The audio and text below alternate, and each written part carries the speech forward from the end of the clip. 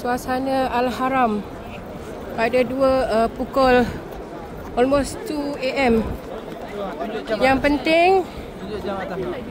jam kat atas dekat clock tower itu.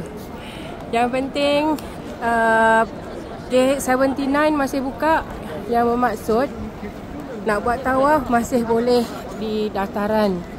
Lepas tu kalau kat luar ni macam ni keadaannya, kat dalam tu pun bolehlah, boleh lagi bergerak.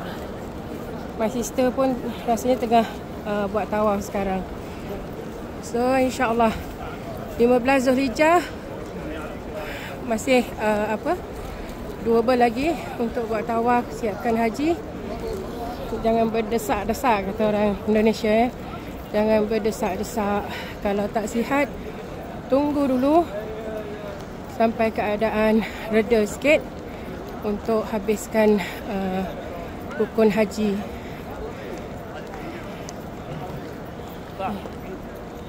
Alhamdulillah, rumah Allah sentiasa aktif, sentiasa diimarahkan.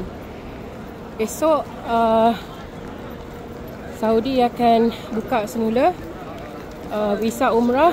So that's why malam ni kena juga siapkan, or else esok akan jadi ramai balik. Itu sahaja update untuk malam ni.